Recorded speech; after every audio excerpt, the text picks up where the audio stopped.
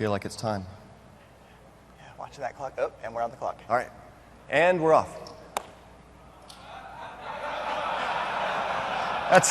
It's a good one, isn't it? That's right. See you next year. All right, welcome to Pass the Hash, how attackers spread and how to stop them. My name is Mark Krasinovich, and this is Nathan Ide. And I'm a technical fellow in the Azure group at Microsoft. Nathan is a dev manager in the Windows security team. That's right. The reason that we're presenting this together is people are sick of me giving cloud talks, and so I just said, Nathan, let me give a talk with you that's not a cloud talk. How many people are sick of cloud talks? Yeah.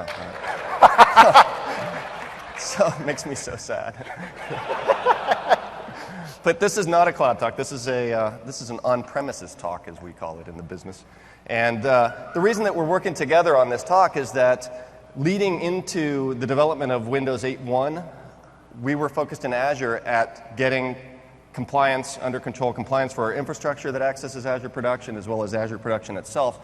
And as auditors were coming through, we started to realize that, as they pointed out, and we realized, that pass the hash is a significant problem on any kind of Windows network.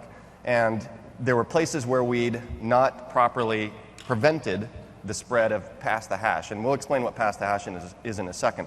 So what I did is I sat down with a few other people at Microsoft, including Nathan and others in Azure and Windows security and actually the field as well, to brainstorm how could we help people get a handle on pass the hash, not just for them, but also for us internally at Microsoft. And so we came up with a set of features that we're going to cover this afternoon that have made its way into the product and give you some new tools in the tool chest for stopping pass the hash spreading throughout your network. How many people know what pass the hash is? So quite a few. How many of you showed up at the session like, pass the hash, I don't know what that is, but it sounds really fun? So, and actually I was going to say that pass the hash is a problem for many of you, but for some of the lucky ones, it is actually not a problem anymore. It's actually encouraged. If you've got the hash, you're encouraged to pass the hash. So, but for the rest of you, and actually Nathan and I do happen to live in Washington, so this is really awesome guidance for all of you that don't. So let me talk about pass the hash. Pass the hash has this reputation of, that's the Windows problem. Windows has this problem. It's pass the hash. And man, hackers just love taking advantage of pass the hash, and then they own the whole network just boom like that because of the sucky Windows pass the hash problem. In fact, this is a misconception, a fundamental one, about what pass the hash is and its relationship to Windows. Pass the hash equals single sign-on. Any system that supports single sign-on is susceptible to a pass the hash attack. And I'll cover exactly what pass the hash attack is in a second, but basically it is somebody uses credentials to log onto a system, and then some form of that credential or the actual credential allows them to go and access other resources without having to retype or re-enter their initial credentials. That capability is really powerful. Our end users love it, and we love it too. When you log into a system and then you go to the SharePoint site, not having to type in your password again. When you access a file share, not having to type your password again. When you print something to the printer, not having to type your password in again. And that's the power of single sign-on. Otherwise, well, the only exception in the Microsoft world is Outlook, where you've got to type in your password all day long, 15 times a day. But that's Outlook, not Windows. But given that problem of having to retype in not type in your password, or that benefit of not having to type in your password, you end up with these credentials that an attacker, if they get on that box where those credentials are stored, can grab them and then use them to access other resources as you. So this is a problem that there is no fix for. You cannot fix it without killing single sign-on. And of course, completely killing single sign-on is an extreme measure that some organizations go to, especially the military organizations where they're using key fobs with one-time use passwords, and you've got to authenticate to everything anytime you want to touch it. No single sign-on there, and that is because they want to prevent and completely avoid this type of problem. But as long as you want single sign-on, there's no fix for this problem.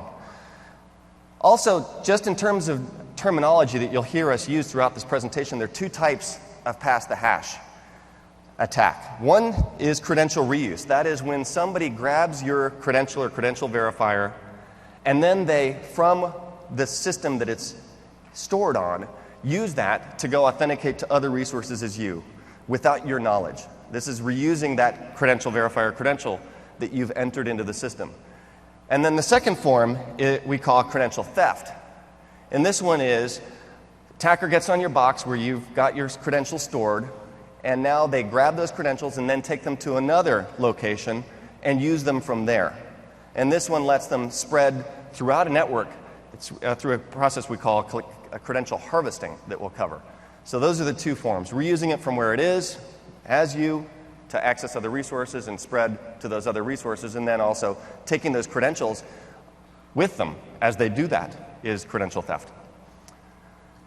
Here's the agenda of the talk that we've got for you over the next 75 minutes. We're going to take a deeper look at the pass-the-hash technique to show you how an attacker actually uses those two types of attacks to spread through the network, just to spend a few more minutes on that.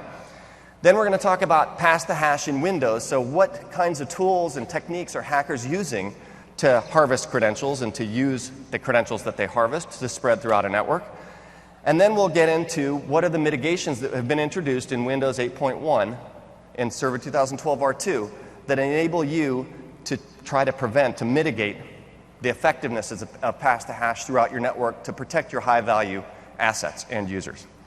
And those include, we break that down into local account mitigations, mitigations against passing the hash on domain accounts, mitigations for restricting remote administration access, RDP access, and compromise of credentials in that scenario. And then finally, a feature that is actually a collection of features that together allow you to create what we call authentication policies for certain users and silos that those users, silos of resources those users can access to contain pass-the-hash.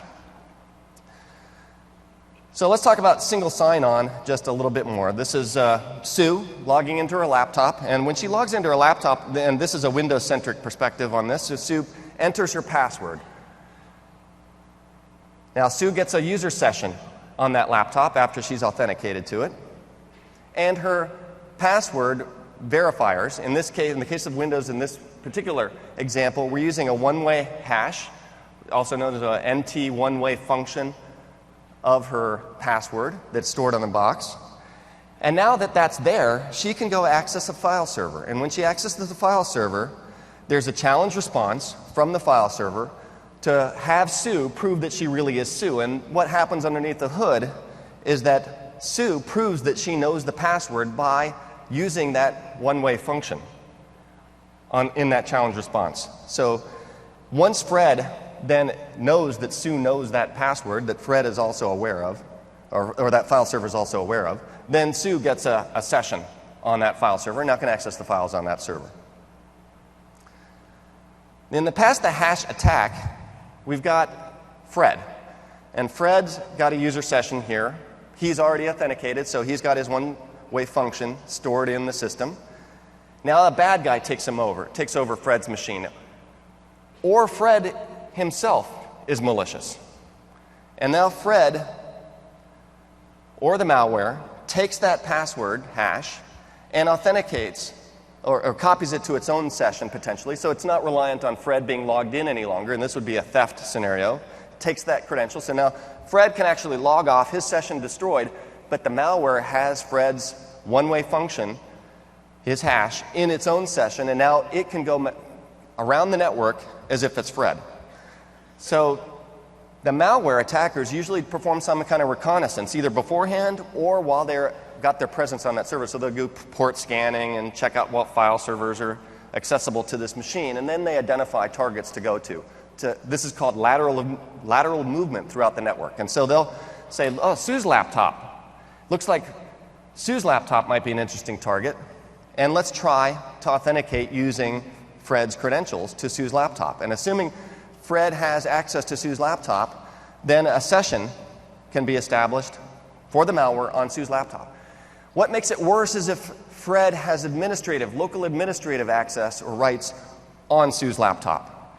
With the local administrative rights, now the malware can now harvest Sue's credentials off that laptop. And so this is the credential harvesting now. The malware has Fred's credentials. The malware picks up Sue's credentials. And Sue, let's say Sue's a domain admin. If Sue's a domain admin, now the malware has domain admin credentials. And say this is the domain controller or a domain controller file server, file share on the domain controller. Now the malware presents itself as Sue to that system, and now the whole network is owned at that point through this lateral movement, collection of, or harvesting of hashes, and now ultimate owning of the whole domain. In fact, when we talk to Microsoft Consulting Services and they get called out for breach incident response at corporate environments, I mean, I would estimate, I don't know what the exact percentage is, but the 99% of the cases where the domain has been owned, it has been owned through this exact technique of lateral movement through PasstheHash. So this is a huge, huge problem. Small companies, big companies, military organizations, government organizations, giant EU organizations we know that have had their whole domain taken over using this technique. So now Nathan's going to talk about Windows in PasstheHash. Thank you. I know what you're thinking. Beard, glasses, computer guy? I'm fulfilling the quota for the stereotypical computer dude. So as Mark had indicated, I'm a developer. I'm a dev manager in Windows. I'm responsible for authentication and single sign-on in Windows. So we've spent quite a bit of time working on PasstheHash. And in this audience, many hands raised, many people are familiar with what it is. Sadly, PasstheHash is no longer something that is just in parlance in industry circles like this. Its effects are actually felt across the world. One of the first major incidences of a wide-scale attack was the Saudi Aramco oil company. It was the largest oil company in the world, and in August of 2012, 30,000 machines, or about 3/4 of their workstations, were suddenly flattened. The data was erased, and many of the indicators that were present after this attack were not the hallmarks of a sophisticated attacker that had been in the game a long time. You literally left a Pink Panther-esque business card that was this flaming American flag image. That's the opposite of a mature attack. So what was then found is that losing our slide here.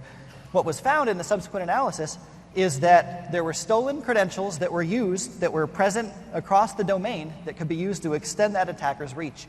The director of security, the U.S. Department of Defense at the time, Leon Panetta, had described this as a significant escalation in the cyber threat. In fact, this event is a lot of the reason that today terms like cyber terrorism, cyber warfare, those are now in the public parlance, sadly. So Richard Clark, who was a former counterterrorism official at the time in the National Security Council, summarized this whole event as it showed that you didn't need to be sophisticated to do a lot of damage. January 30th of 2013, the world found what a sophisticated attacker could and had done with this same weapon. The New York Times published that they had found that for several months, their entire infrastructure was compromised. All of their user credentials and all of their data was accessible to an external entity, believed to be tracked to the country of China. A day later, the Wall Street Journal published the same information for their organization. In the months that followed, several other organizations came forward and indicated that they had been attacked in the same manner. And what was then found is that the Mandiant organization, who makes, they consult with companies to help remediate and respond to these type of attacks, indicated more publicly what they had known, that since around 2004, these attacks had been performed by what was strongly believed to be a military-backed organization against over 110 different U.S. institutions. The field that is targeted changes depending on the national interest, but the technique is the same. You spearfish or compromise one low-level employee, collect credentials, expand, repeat until you own the enterprise. At that point, you can be dormant and present for months or even years, at which point you're siphoning data, selecting what you want, and sending it off-site to process. Most recent large-scale attack that is in, again, the public discourse is the Target breach. This, as of the last week, in fact, culminated in the stepping down of the CEO. The target attack was active between November 27th and December 16th. If you know anything about Black Friday shopping season, that was a prime candidate, a prime window to target a major retailer. Every one of the nearly 2,000 retail establishments in North America was compromised with malware. Of course, analysis that followed found that PasstheHash was used to get to one central server and from there exfiltrate that malware to every point of sale system. No one person traversed every 2,000 target stores.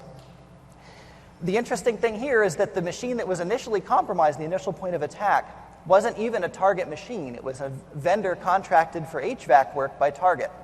That machine had line of sight to the Target Active Directory infrastructure. Once the attacker made that hop, they could then spread and infect the entire infrastructure. Target is not the only major retailer that has been affected by this ever, or even since. There have been several that are lower scale.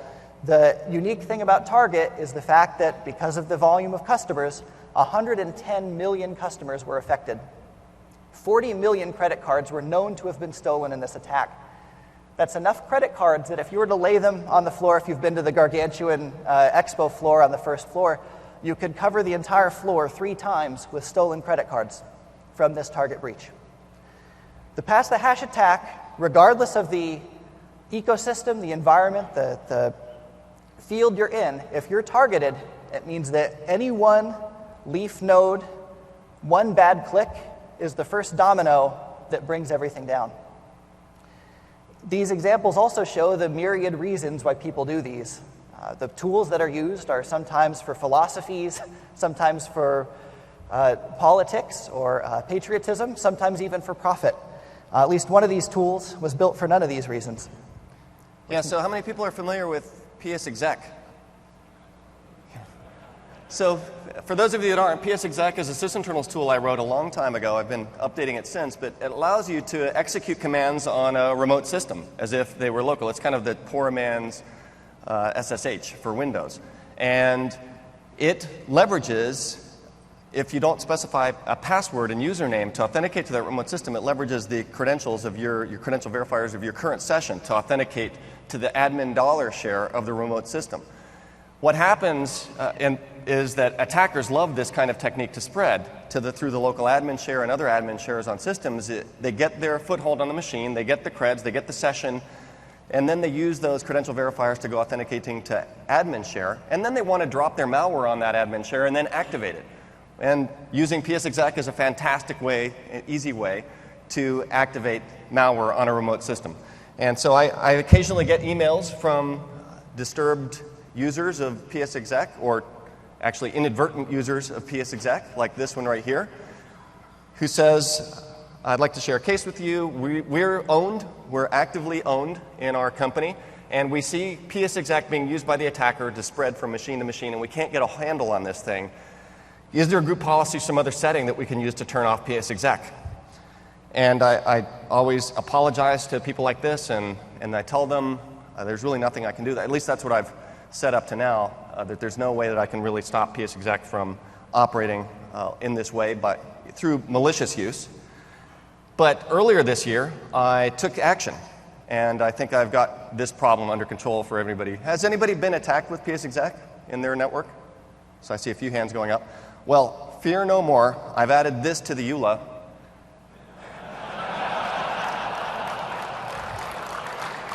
And so that problem is fixed. All right. That's the talk. So returning to the example that Mark had showed earlier, Sue, administrative Sue, who is a domain administrator using her laptop. We're going to look at greater detail at what goes on in the Windows internals, because shortly we're going to be showing a stage demo of this attack being performed, the type of PasstheHash that we can do legally in the state of Texas. So when Sue provides her username and password, what happens is this is fed to a process that is responsible for producing the single sign-on for Sue's experience, the local security authority. This LSASS process is going to ready the machine for single sign-on.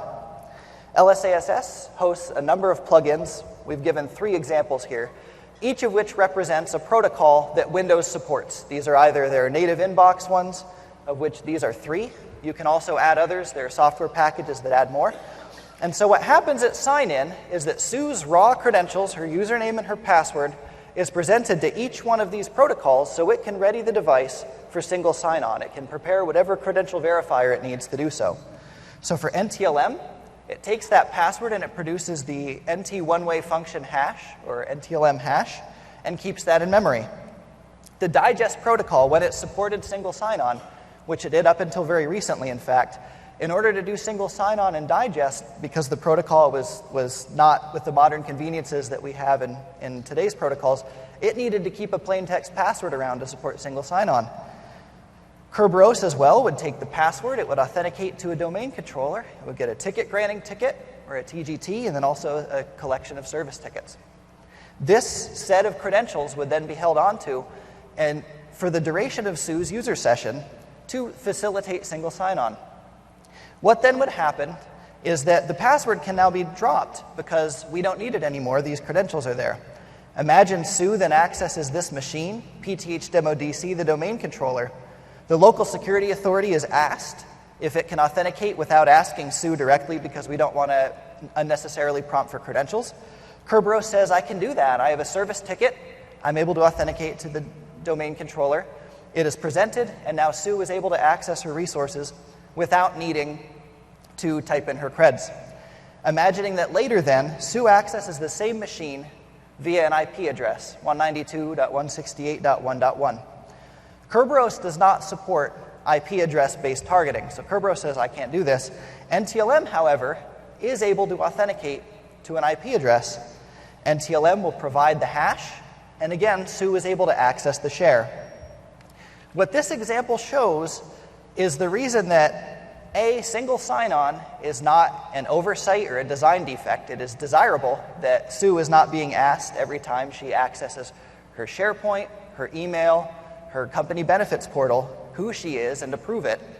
But additionally, the reason that all of these different protocols are supported throughout anyone's user session, you're switching between a number of protocols, and the user couldn't or shouldn't be required to know which protocol is used in each situation.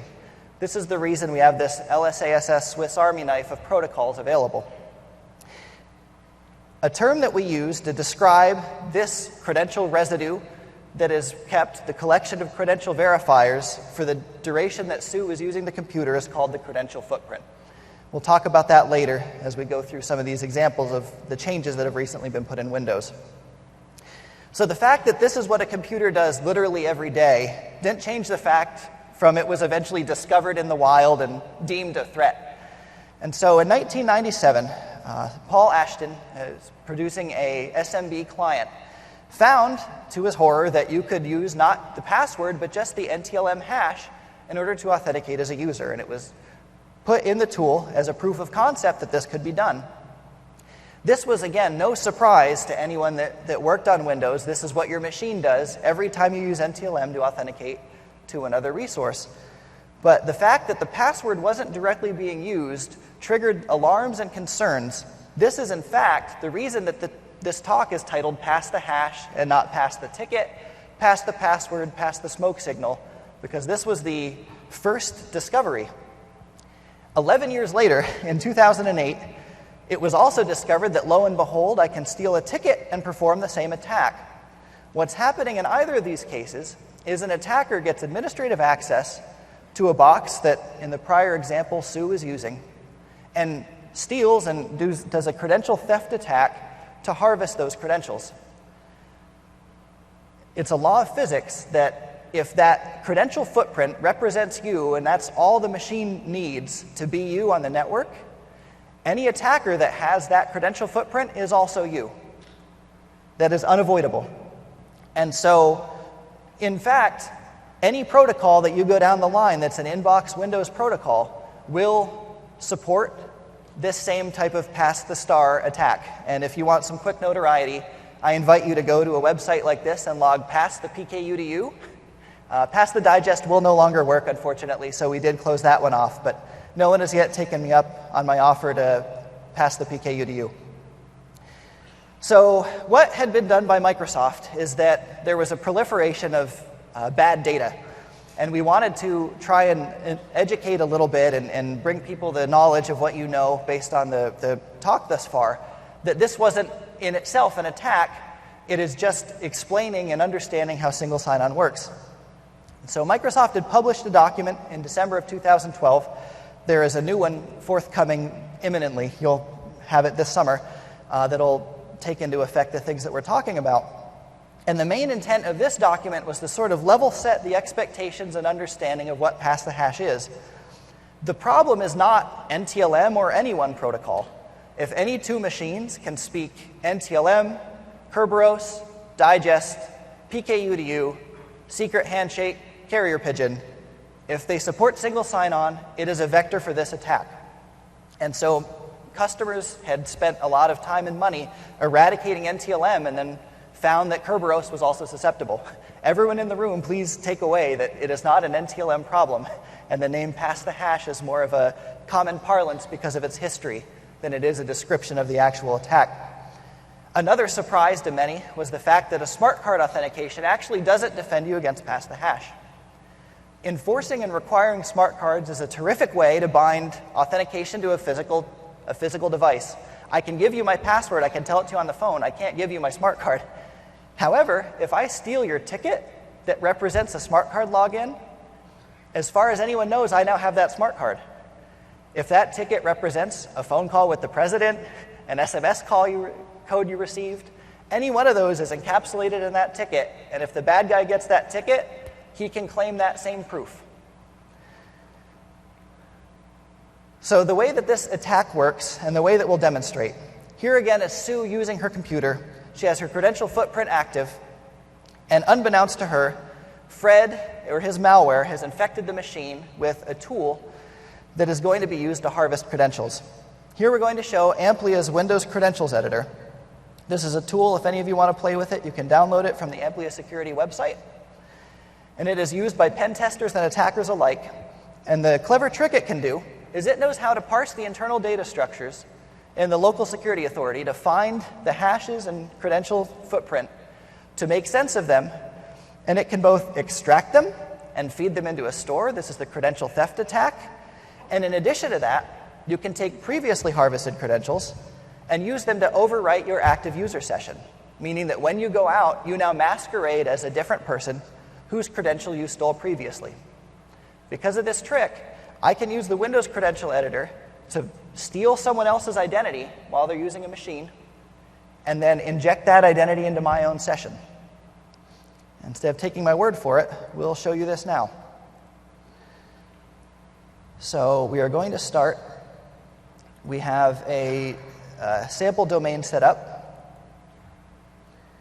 with a number of... Actually, that's not the right one.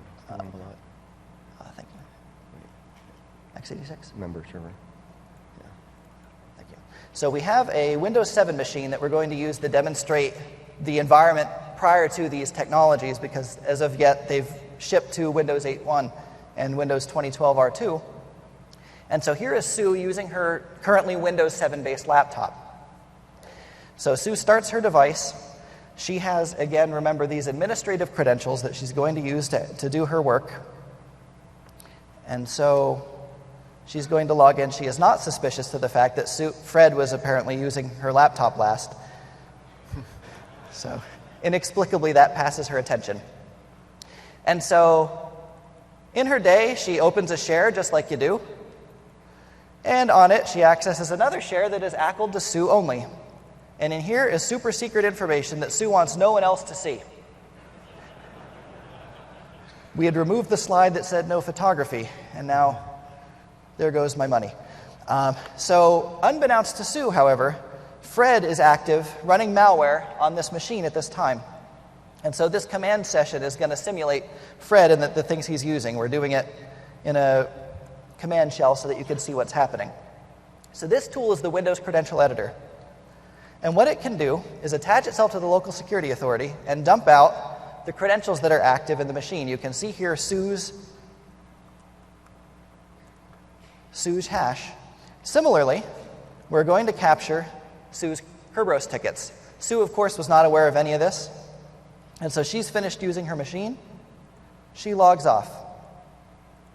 So now Fred, knowing that he had planted this malware, returns to the machine to see if he had harvested any credentials.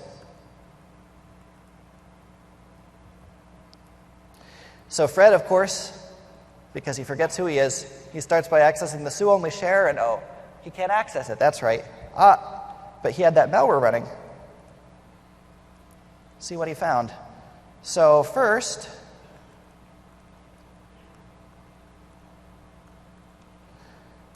going to attempt this to show there are no tricks up my sleeve. You can see that Fred, on his own, cannot access the share.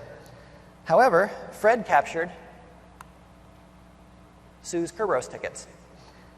So what now can be done? He injects the tickets into his session, and now he has access via Kerberos. And if you remember the earlier demo,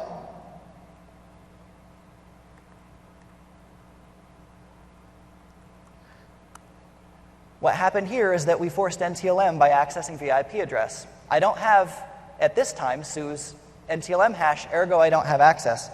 But again, Fred was able to capture her hash as well. He's going to inject that into his session. And now he's able to access it via NTLM as well. Now seen PasstheHash in action.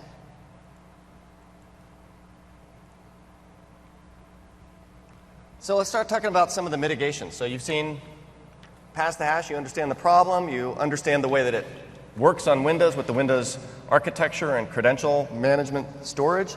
Let's talk about the first set of mitigations, which are aimed at local accounts. The challenge with local accounts is that many organizations use the same local account username and password combination across multiple machines in their network, sometimes even for every machine in the network. And that might be inadvertent because you've got a common base image that you go and deploy to your systems, and so they all end up with the same account, local account and password on them. Or it might be deliberate because you use local account authentication to troubleshoot problems where the system might not be accessible using a domain account because maybe the domain controller is inaccessible. How many people use that, local accounts in that context? How many people don't use local accounts at all in your network? How many people don't have a network? All right, so let's talk about now the way that this attack works, and that is simply that the hash for the local account password is stored in the SAM database, the Local Security Accounts Manager database on the system, which is part of the registry. Attacker, like one using WCE, Windows Credential Editor, grabs that out and then can authenticate to Sue's laptop using the local account, using NTLM, LAN authentication protocol, to talk directly to Sue's machine, not talk to Kerberos, talk directly there. And the authentication protocol is such that if the same account username exists in the Local Security Accounts Manager database on both systems, and the system that's accessing the target can prove that it knows the same password for the local account on the target system, that it's considered the same account on the network and is allowed to authenticate remotely by default. So this is what gives you by default the ability, if you've got a local admin password, to go accessing the admin shares on other systems with just using that local account password and username, or username and password, as long as the other machines have the same combination in place. And so this is really one of the most common ways that attackers use NTLM, is not to take advantage of domain accounts, but actually just to spread using NTLM for local accounts that have the same kind of password on them. So let's take a look at the first mitigation, which is if you're in a networked environment, if the machines are part of the domain, you really shouldn't be using local accounts to go talking across the network to other machines. When you want to come across the network, you use domain accounts to authenticate to the machine. And if you need to work on a box when you don't have domain account access to the box for some reason, physical access is what we recommend in that scenario. So this first mitigation is aimed at letting you control access of local accounts across the network, even in the case where you might have inadvertently or deliberately have the same local account passwords on all those machines. One of the most effective things, uses of this is you can still use the same local account password on all your machines so that you can go and physically access the machine, log in with that password that you know, yet somebody compromising that box can't use that password to go traversing across your network, compromising the rest of the boxes with that same password on them. Let's take a look at this in action. I'm going to log into this machine. Server 1 and Server 2 are both members of the domain, but I'm going to be logging in with the local administrator's password to both of them. And the reason I'm going to do both of them is because we're going to lock this vector down after I show you it in action. They both have the same exact password. And now what I'll do is I can do server 2 $. And I'm doing that even though these are domain joined systems, logging in with the local admin password account because I've got the same admin password for the local admin account on server 2. A couple things that are allowed to mitigate this. One is that there's always been in the security policy editor a way to prevent logons from the system for specific accounts. So I'm going to launch SecPol, the local security policy editor, and if I go to local policies, user rights assignments, there's this deny access to computers from the network here.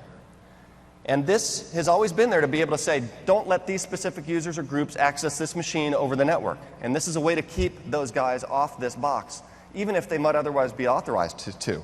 The trick here is how do we make it so that any local account, whether it's the local administrator's account or local Fred account that has local administrative rights on that on another box, can't access this machine from the network. And that's been very hard to do up until this mitigation that I'm going to show you because there's been no way to consistently just say no local accounts should be able to access this machine across the network.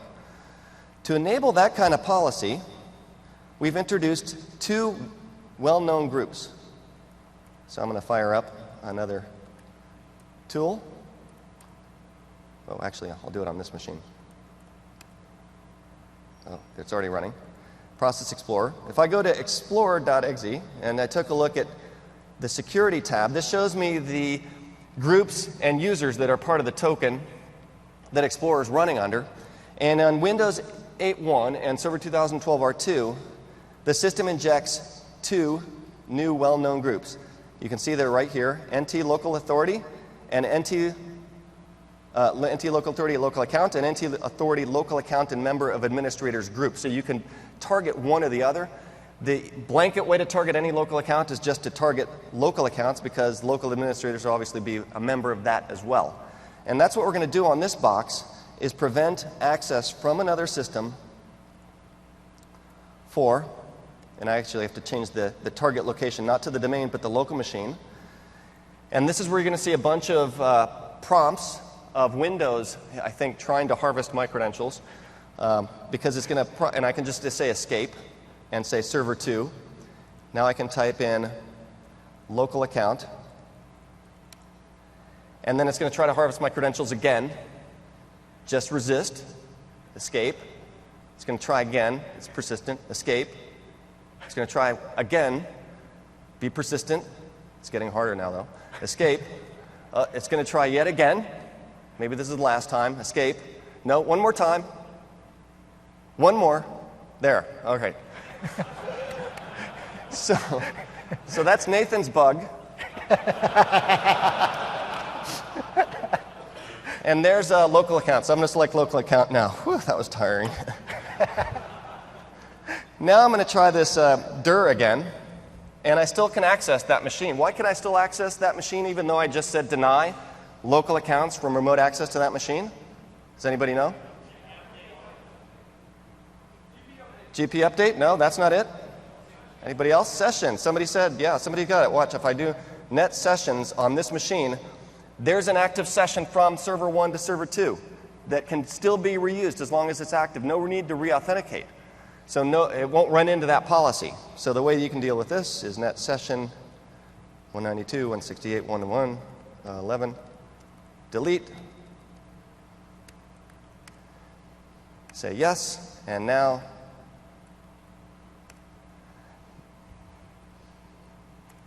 I get logon failure. The user has not been granted the requested logon type at this computer. And so that way I've just stopped that spread of those local accounts through the system.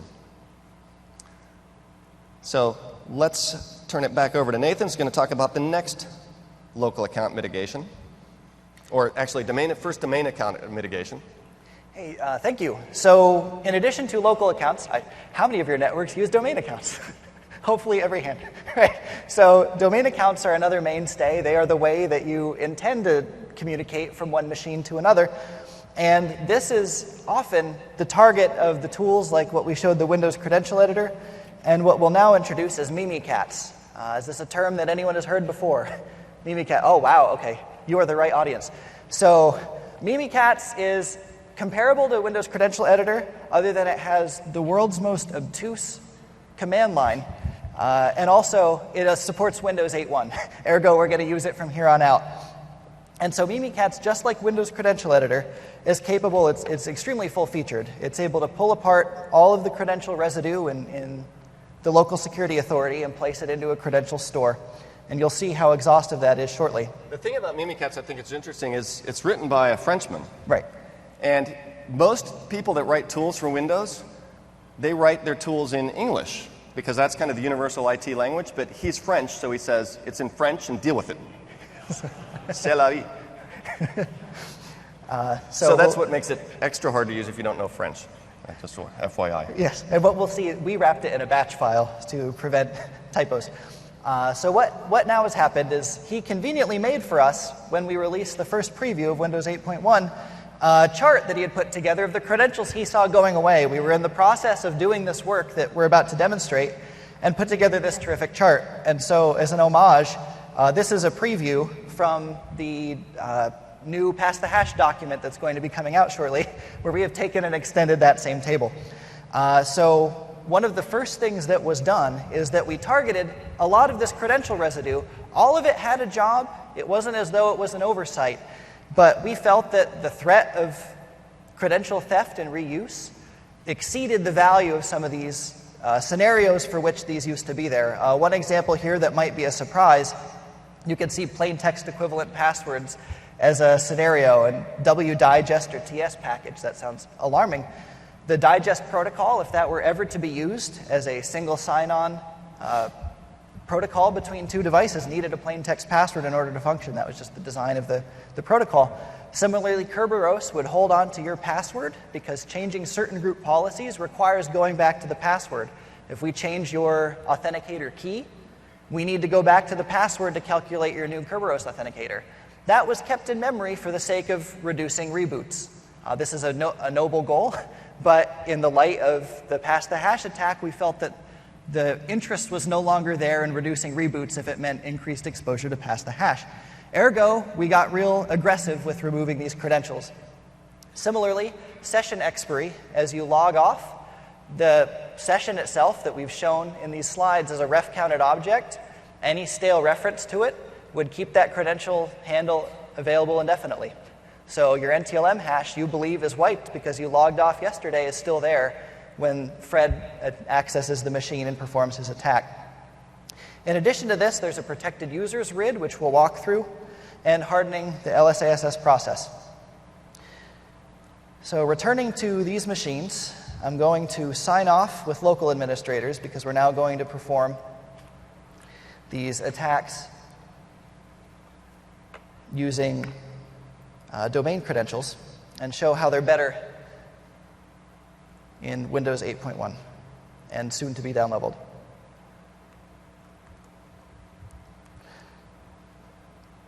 So we're logging in as the administrative user Sue. And you can see here, let's say again, she has as bad luck with her laptop as she did beforehand, and Fred once again has malware running on the device. And so what we're going to do, again, this is to show you that I wasn't making it up. The typos make it extra difficult. So we're going to dump the passwords. And if we look it up, what we'll see here is that Sue, here are her credentials that were found by the Mimikatz tool. On a Windows 7 device, there would be a plain text password here for digest SSO. Similarly, there would be a plain text password here in the Kerberos protocol, and there would be one in TS package as well. All of those are gone now thanks to the credential footprint reduction. Furthermore, there is an opportunity to run the local security authority as something called a protected process. Now, I'm going to do this in a shorthand way. There's a better way to do it that I'll talk to as we reboot the machine, because it requires a reboot to take effect. What I'm doing now is I'm setting, there's a registry key called run as PPL test. I'm setting it to 1. What this will tell Windows is to run the local security authority as a protected process. So while the machine reboots, I'll describe what that does. Protected process is a system facility that was put in since Vista that was there for basically hardening a process to require code signing on every binary that runs. And so what now is supported as of Windows 8.1 and 2012 R2 is that you can run the local security authority process as a protected process. One of the challenges there is that that configuration, as I set it in a registry key, since your threat vector is an admin is trying to do bad things, the correct way to set it is a UEFI secure variable that will write itself to your machine and be incapable of being removed without a physically present user running a special tool that requires you to boot from a thumb drive. It is intentionally onerous because you want to pick something that the attacker from some far-off country can never do.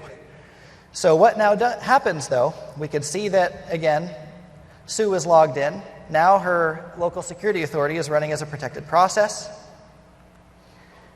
And if, again, Fred attempts to dump the passwords, what we see happens is it attempts to grab the handle and open the LSA, and it gets error 5. Anyone familiar with what error 5 means? The NT?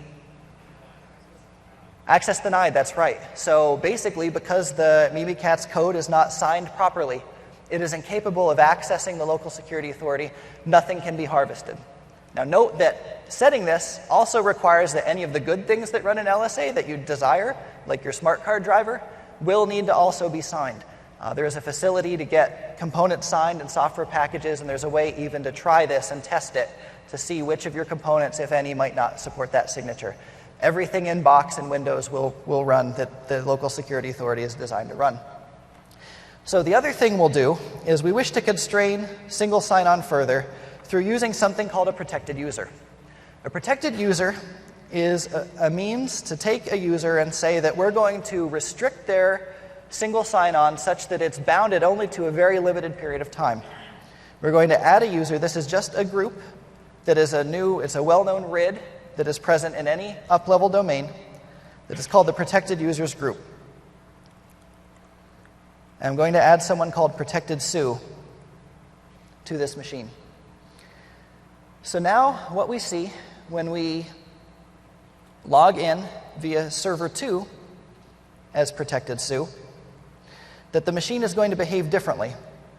What's going to happen is that any credential that would be a long-lived credential, for example, your NTLM hash, which is unchanged until you change your password, is discarded. It is not held onto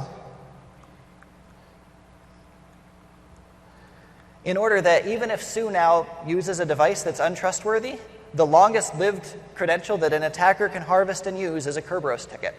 Protected users also restrict the default to 4 hours, and again, that's configurable. And the retirement of your creds that are in memory after you log on is more aggressive. We basically cranked everything up with protected users to ensure that you don't leave any residue for anyone that has this extra sensitive credential. And to show you how this works, we're going to do the same thing we've been doing to show you that you can still access files. She can still do her job, but yet if anything forces NTLM, like doing the IP address targeting, it will not work. And again, imagining that Fred is present and he's attempting to use Mimikatz, the difference between before and now is that the NTLM hash isn't present.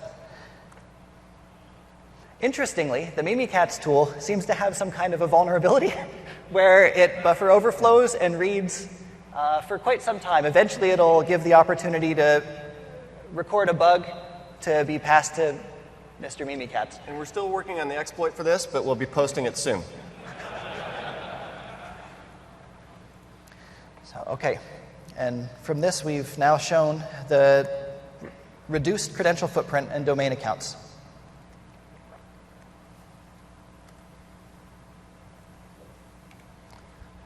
Okay, so one of the scenarios that we've seen actually customers run into, a very tricky way that attackers manage to get powerful credentials to start their traversing through the network.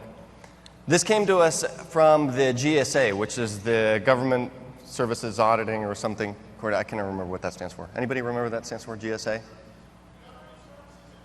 That's it, Government Services Administration. They're the guys that do audits or that approve audits and use of certain vendors for government purposes. And so they came and looked at Azure, for example. And when we were talking to them about the PasstheHash problem, they said, yeah, we see actually as we go and look at government organizations that PasstheHash is rampant. And one of the common techniques we've started to notice in these organizations for the way that attackers get in and start to leverage PasstheHash is this right here. They'll compromise using a spearfish a low-level lobby receptionist. So somebody that's not very sophisticated, doesn't really understand cybersecurity, is actually considered a low risk by the organization. So they're not really that concerned with that person's ability to compromise the network because they really don't have any privileges anywhere. But what the attacker does once they've compromised that person is put some malware on the box, on the user's box, and have that malware start to screw the machine up. So they'll have it run slow, and then they'll have it windows closing randomly, and they'll have the keyboard misfire. And this is just a kind of a low-level annoyance, enough that eventually the receptionist decides that they can't live with this any longer, and they need the help desk to fix the problem with the sysinternals tools. And so they call the help desk. And the help desk, what does the help desk do to fix a problem like this? They RDP to the box. Now, when you RDP to the box, you're not just using a standard kind of authentication. Of course, you do initially to RDP to the box, but you're actually presenting your password as you type it into the RDP client to that target system to create an interactive logon session as if you logged into the box interactively, where you do type in your password to that session. So Sue's password here goes right to that target machine and authenticates to it. And now all of Sue's credentials are stored in that machine. Credential verifiers are stored in that machine as if Sue had logged in locally. If this is the help desk now, the help desk credentials are sitting on that machine. The bad guys already compromised it, and now the bad guy harvests the help desk credentials, and the help desk credentials are among the most powerful in the network because they need powerful credentials to go and fix all the problems that they're fixing. So we introduced a switch on RDP to prevent this attack from happening, and targeted specifically at these help desk scenarios that can be a little more restrictive than your standard remote desktop access. And that is a switch called restricted admin. With restricted admin, instead of passing your password and authenticating fully interactively, it essentially uses a Kerberos authentication to this remote system. And with Kerberos, you never actually present credentials to the target system. You present a proof of the credential in the form of a service ticket to that remote system. It's what I call Kerberized RDP. And with Kerberized RDP now, the only question that remains is, what kind of footprint do you have on that target system? Who do you look like if you haven't actually passed your password? And I'm going to show you what that answer to that is in a second. But let's take a look at this attack in action here. Actually, did you reboot this server? No. I rebooted server 2. The PPL one is. So yeah, right. So let me reboot this one.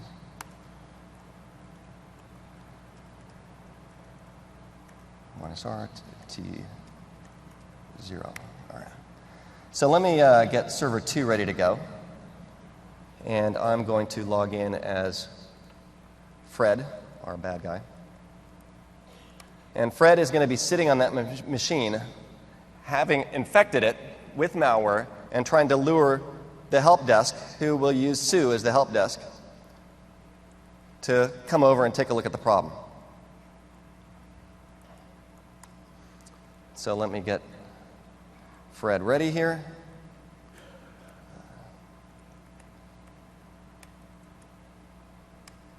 And now Fred's ready. Let's RDP in the standard way that would happen. In this case, Sue's going to enter her password. And now with the RDP protocol, that password's going right over into server 2, and the credential verifiers are going to be stored there in a second. This will just take a second, and when that happens,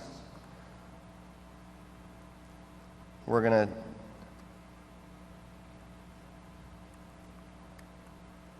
dump the passwords, or dump what Mimikatz sees as this in-memory stored credentials. Oops. And there we go. And at this point, if I go take a look, we're going to find Sue right here. It's a remote interactive session, and you can see Sue's the username here. Domain PTH demo, here's the NTLM hash. Here's the Sue digest plain text password, or actually it's emitted by default now, but we would have seen that on a down-level system. And then we see that the Kerberos ticket is sitting here for Sue to access to PTH domain. So now Fred has captured the domain, the help desk, domain credentials, the ticket, the NTLM hash, and now can go spreading across the rest of the system with all the privileges of the help desk. So let me sign out now and use the restricted admin option. So with this,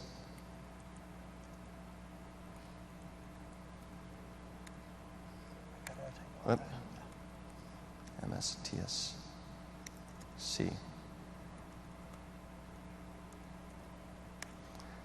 And you'll notice that I don't have to enter a password. That's just because it's using the Kerberos ticket granting ticket to go request a service ticket from the domain controller and then authenticate to server 2. This would be the same kind of authentication if I just accessed the file share. But we're going to have an interactive desktop. And then when we do get that interactive desktop, I'm going to dump what Mimikatz sees stored in the local security accounts manager and see what kind of user Sue looks like here. And so you can see interactive session for server 3, but notice something different here. Before, where we saw username Sue, now we see username server2$. Server2$ is the computer account in the Active Directory domain for server 2. So now, even though Sue logged in here, it looks like Sue. When it comes to going across the network, it's not Sue. It's the computer, server 2. And so that keeps, as long as you haven't ACLed things such that server 2 can go amok on the network. Now Sue, the help desk administrator, is sitting there, has local admin rights, is able to troubleshoot the system, has never exposed credentials to that target system, and cannot even go off the box as Sue, except as the local computer account, which you might want Sue to be able to do. For example, you might want to ACL a file share to say, computer accounts, members of a certain OU, can access the share to get tools off it, for example. So a way to troubleshoot things, or to dump log files onto it for later analysis and things like that. But now this system is protected. The help desk account is left out of harm's way. So let me reboot this machine to get ready for the next demo, because we're going to take it up a notch and go to something that's a little bit more onerous, a mitigation that's a little bit more onerous to put in place, but is one that you want to take advantage of for your very high value assets. And that is something we call authentication policies and silos. And so the issue here is that we don't want unprivileged users to be accessing privileged systems. Conversely, we don't want privileged users to be accessing unprivileged systems. Either one of those combinations is obviously bad, especially the privileged ones accessing unprivileged systems, because those are the ones that might get compromised. The privileged user using an unprivileged system, surfing the web, doing email, getting spearphished, and then using that system to go and access the privileged user. So this is Fred. This is lobby kiosk. This is the replay of the lobby kiosk getting, well, this is a lobby kiosk actually. So here, let me set up the scenario. Sue's the IT admin. Sue can authenticate to the domain controller. What we don't want is the lobby kiosk to authenticate to the domain controller, even as Sue, even if they've got Sue's credentials, and we don't want the IT Sue to be able to access the lobby kiosk machine because that's where the malware might be, as it was in our previous example. So the authentication policies and silos that I'm going to talk about allow you to create these bastions of high-value assets that include both the computers, the systems, the servers, as well as the users that access those servers, and you want to put them all together. You don't want your domain admin to be sitting outside of this thing with the domain controllers inside. The domain admin sitting out and unprivileged stuff in the wild west of the world, and the domain controller being inside. The analogy that I've come up with to explain authentication policies and silos is kind of like you got the small town. Your network's like a town. Now there's some central services in your town that are the machinery. They help the whole society operate. One is the bank. The bank has the money. The other one's the DMV. The DMV eventually gives out driver's licenses to people when they go and wait in line for a long time. But if those get compromised, then you can mint identities for anybody. And you can also create money. You give out money to people that aren't authorized to use it. So what you want are the people that work at the bank to stay in the bank with their keys to the bank. You want the people in the DMV to not take their DMV keys home with them. You want them only to use those keys to actually walk into the DMV and unlock it. So, because if they take it home and then they get robbed at their house, then somebody's got the keys to the DMV and can go start minting identities. Same thing in your network with the domain controllers, your Exchange server, your systems management servers, and the fleet of system workstations where your users operate. And so, look at your network topology, identify those high-value assets, and what we recommend is start simple, start with just your domain controllers, then go for Exchange servers and work your way out. But start small, at least protect your domain controllers, because once those are owned, it's really, at that point, very hard to get your systems back. Now, what this shows right here is that to do this, you create both an authentication policy, which is permissions on the Kerberos ticket lifetime and who's bound to this policy. And then authentication policy silo, which are the resources that policy is bound to. And so this is, for example, the machine. So only Sue can log into Sue's machine. Because Sue's the banker, Sue's bank credentials should only be presented to that Sue's bank machine. Somebody else from another system presenting Sue's credentials, the banker's credentials to the banking machine, can't get access once you put it in an authentication policy with the silo. So authentication policy connected with silos, and then you add users to the silo and machines to the silos is the way that you construct this. So it's a little bit complicated, and you're going to see me walk through the UX to construct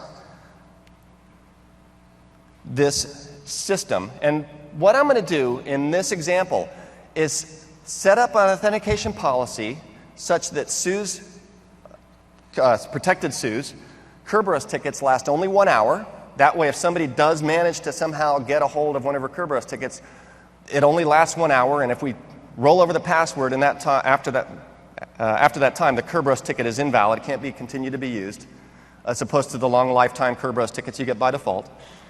And we're going to make it so that Sue can only log in to server 1, no other machine on the network. So Sue is like the banker, and let's just pretend server 1 is the bank. We want to keep Sue on server 1, and we want to get so Sue can't access any other machine, and nobody else can access server 1. So let's do that. Let's turn back, and I'm going to log into the domain controller to get this set up. The domain controller is right here. And we're going to be working down here in the Active Directory Administrative Center. There's a new area down here in Server 2012, authentication you can see authentication policy silos and authentication policies. And the first thing we're going to do is create the policy. So I click the policy, I say new, authentication policy, and I'm going to give it a name, Sue policy, because this is going to target protected Sue. We're going to say enforce, I'm going to disable that. And then we're going to add protected Sue. And we're going to assign it to a silo here when the silo is ready. So it's not assigned to any silo at the moment. We're going to specify ticket granting ticket lifetime of 60 minutes, like I said. we're going to then, here, we're going to add a condition, which is the user authentication silo. This is going to apply to SU silo, which we haven't made yet. And so this is what I was referring to. You've got to make, because these things have to point at each other, one doesn't exist yet while we're configuring this one. So we're creating the policy. We're going to reference the silo we're going to make in a second to add this policy to. And then that's it. And so we'll say OK. Now the next step is to create the silo. And this is where we're going to be putting the machines and SU into the silo. We're going to call this SU silo. And the permitted accounts here, we've got protected SU is allowed to come into this silo. And server 1 is allowed to come into this silo. So those are the only two resources that are allowed to enter this silo. No other user can enter this silo. And these users are now contained within the silo. Now, which authentication policy do we want to assign to the silo? Well, we've created SU policy with that 60-minute Kerberos ticket lifetime that we want to apply to anybody entering this silo. And now we're ready to go. We say OK here. Now, a final step is we've said when we created up this silo that server 1 and protected SU can enter this silo. Basically, that is saying the silo allows those users, those resources to point at it. Now we actually have to go into users and computers to have those users now bound to the silo. And instead of opening the users and computers snap-in, which we could do, we can do it right from here. By going to users, going down to protected SU, right here. And then you can see down here there's silo. And we can say, let's put SU in that silo now. So this is the final step of connecting the policy, the silo, and those resources together. And the final one is the server 1. And we're going to put that in the silo as well.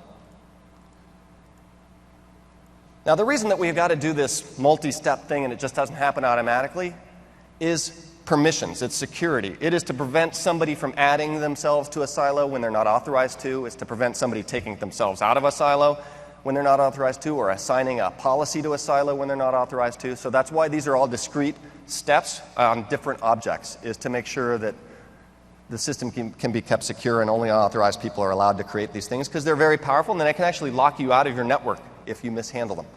So now we've got everything in place. And now the test is, I've got server 2 and server 1. Let's see if SU, protected SU. Let's log her into server 1. And SU's able to log in to server 1. How about server 2 now, which is outside the policy, outside the silo?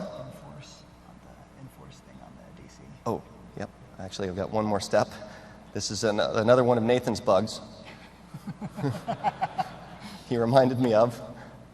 And that is, I've got to go back to the silo. And this button doesn't stick the first time you edit this thing. So you've got to, pro tip, reopen this thing and reset it.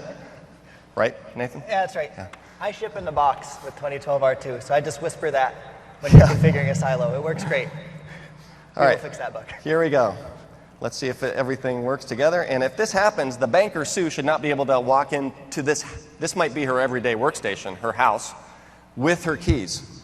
And the answer is, your account is configured to prevent you from using this PC. Please try another PC. And so that has kept Sue's credentials off this box, or credential verifiers off this box, and attacker is not able to get at them. So this keeps Sue, protected Sue, from inadvertently walking home with the keys and then leaving them there on the counter for the bad guys to come and steal. So that brings us to the conclusion of the talk. And one of the questions that we have is, okay, that's great. So I've got to update my domain to Server 2012 R2 functional level and upgrade all my member systems to Server 2012 R2 or Windows 8 1. Really? No. So there's a backport underway. You wanted to do that anyway, right? But it's going to take you a while. Yeah, so in the meantime. Please do. It's a great OS. You'll love it. But for those of you that are still using Windows 7, Several of these are going back literally as far as they can. So the local account well-known groups that Mark had demonstrated, those will be available to Windows 7. The reduced credential footprint as well is moving down. The RDP client restricted administrator is also, again, going down level as well. And finally, the enforcement of protected users is something that the client will recognize protected user membership. It's important to note, this is where it gets nuanced. The protected user well-known RID is only going to happen at the up-level DFL, but if you still have a Windows 7 client, it's going to know how to respect that and do all the right things. So that wraps up the presentation. So let's talk about what we covered. We talked about PasstheHash, how it's really not a Windows issue specifically. It's a single sign-on issue. We talked about some of the tools that the hackers use and the techniques of credential harvesting with these tools like WCE or Mimikatz, or what we see most often, sophisticated attackers have rolled their own versions of these tools so that they can fly under the radar of anti-malware. And then we take a look at some of the mitigations, including the local account mitigation for well-known local groups of local user and local administrative user. We took a look at protected user, which scrubs NTLM credentials, also reduces ticket lifetimes. We took a look at RDP, restricted access. We looked at PPL, which is locking down LSASS to make it harder for those kinds of tools to work. And then we took a look at, finally, silos and authentication policies to create those neighborhoods in your town that stop people from crossing the boundaries of the neighborhood with their keys and letting their keys get exposed to attackers.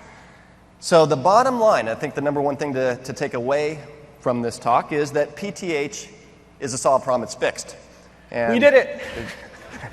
No, it's just not fixed. It's something that you got to work at. But we recommend that you go back, again, start simple, start with your domain controllers, and go from there. So with that, I want to thank you very much. I'm giving this is Nathan's last session, but I'm giving a few more. I'm giving 2 tomorrow on public cloud security, so back to cloud talking. I'm giving one with Mark Manassi tomorrow, me and Mark Manassi, in a discussion about cloud security and how IT pros are really screwed. No, I'm just kidding. Then we're giving a talk in the afternoon, about public cloud security and hostile multi-tenancy, a new kind of concept that comes with public cloud. Thursday, I'm back to Windows and on-premises stuff with malware hunting with the System Terminals tools in the morning, and then Case the Unexplained in the afternoon. Like I said, I'm doing some book signings too, so I hope to see you. Hope you have a great week, and thank you very much.